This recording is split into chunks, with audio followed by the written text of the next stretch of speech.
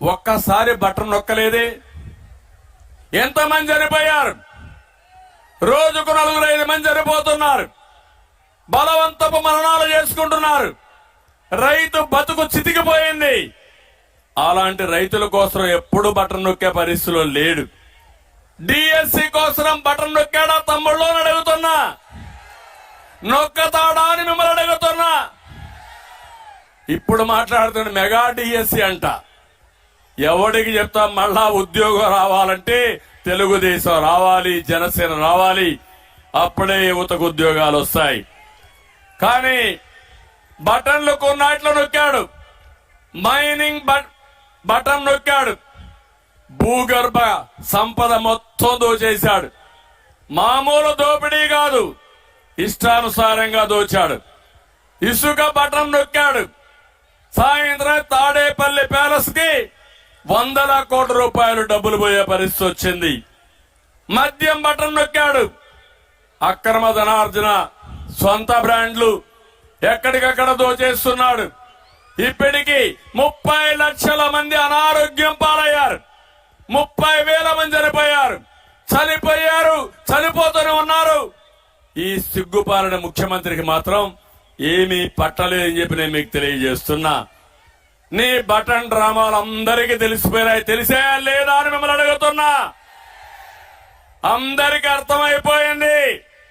రేపు ప్రజలంతా ఒకటే బటన్ నొక్కుతారు ఎలక్షన్ లో.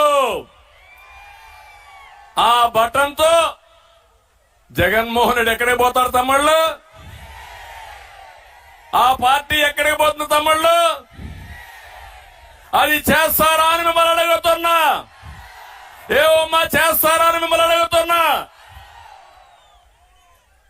ఒక్కసారి మీరు ఆలోచించండి.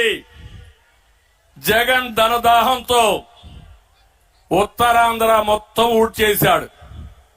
కొండలన్నీ ఆనకొండల్లాగా మింగేశారు. ప్రశాంతమైన ఈ ఉత్తర ఆంధ్ర, నేను ఎప్పుడూ చెప్పేవాడిని, నేను నచ్చిన ప్రాంతం ఉత్తరాంధ్ర. నీతి నిజాయితీ ఉండే ప్రజానీకం ఈ ఉత్తరాంధ్రలో ఉన్నారంటే అది గర్వకారణం.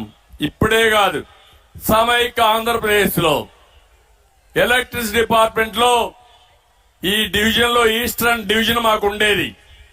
ఆ రోజు ఎక్కడ కూడా ఒక్క పైసా అవినీతి లేకుండా డబ్బులు కట్టిన ప్రజానీకం ఉత్తరాంధ్ర ప్రజానీకం అని చెప్పి కూడా మీకు తెలియజేస్తున్నా. అలాంటి ప్రదేశంలో హింస, కబ్జాలు, అశాంతి. రిషికొండ, మీరు విశాఖపట్నం వెళ్తా ఉంటారు. రిషికొండను మీరు చూస్తే ఆనకొండలాగా మింగేశారు. 500 కోట్ల రూపాయలు ప్యాలెస్ కట్టాడు. ఏమమ్మా మీ ఇల్లు బాగుందా అని అడుగుతున్నా మిమ్మల్ని అందరినీ. మీ ఇంటికి 1,00,000 రూపాయలన్నా ఇస్తున్నాడని అడుగుతున్నా. కేంద్రం ఇచ్చే 1,50,000. అదే మరి నరేగాలో 30,000 అదే ఇస్తున్నాడు తప్ప ఈయన 1 రూపాయి ఇవ్వడంలా. ఈయన ప్యాలెస్ కు మాత్రం 500 కోట్ల రూపాయలు తగలేసే పరిస్థితికి వచ్చాడు. అందుకే అడుగుతున్నా, ఈ ఉత్తరాంధ్రకి 1 పైసా ఖర్చు పెట్టాడా? రోడ్లు వేసాడా? ప్రాజెక్టులు కట్టాడా? అభివృద్ధి జరిగిందా? మీ పిల్లలకు ఉద్యోగాలు వచ్చాయా? కానీ ఆయన సాక్షి పేపర్ కు మాత్రం 1000 కోట్లు.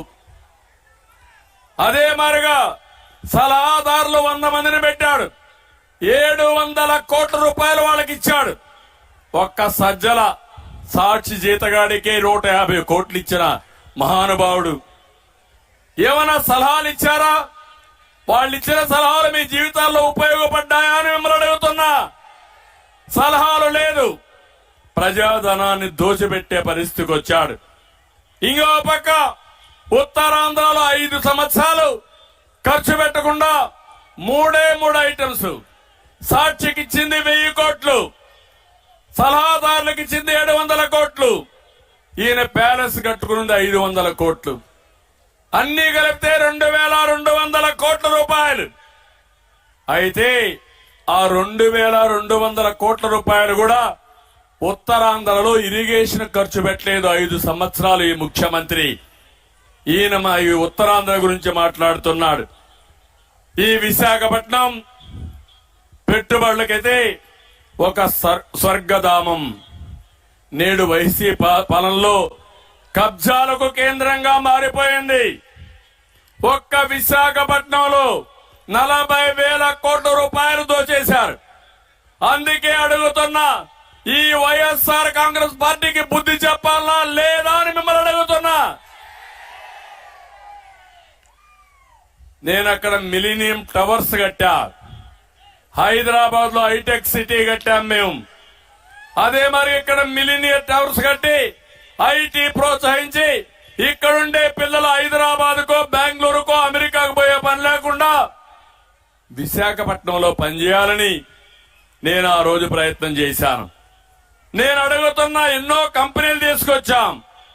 ఫ్రాంక్లిన్ టెంపుల్టన్, లూలు గ్రూప్ ని, హెచ్ఎస్బిసిని, అదాని డేటా సెంటర్, ఇలాంటి కంపెనీలు తీసుకొస్తే అవన్నీ తరిమేశాడు.